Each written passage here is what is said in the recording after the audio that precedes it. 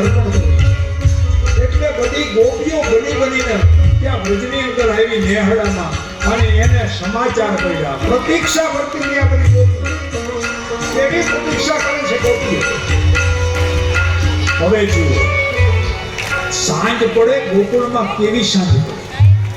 સાંજ પડે ને બધી ગોપીઓ ભેગી થાય, પાદરની અંદર ભેગી થાય. ઋષિ રૂપા છે, કૃષ્ણની પ્રતીક્ષા કરે. હવે ચંદ્રવંશમાં પ્રગટવાનો છે. શબ્દ પકડજો બધા. નંદમહોત્સવ બધાને કરાવવાનો છે.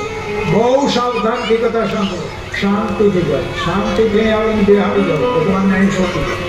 બાકીના બધા નીચે રહેજો. કોઈ અત્યારે ઉપર ના આવે.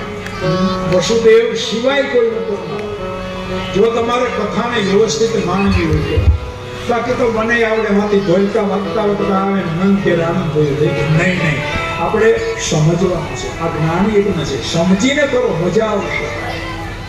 ગોપીઓ શું કરે? રોજ સાંજે કૃષ્ણની પ્રતીક્ષા કરે છે અને શાંતિથી, એકદમ શાંતિથી પધરાવી. લાલાને વચમાં ધરી, મોટા લાલાના વચમાં ધરી.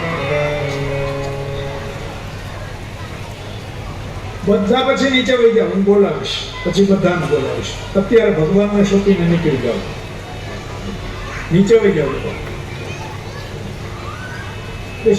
ભગવાનના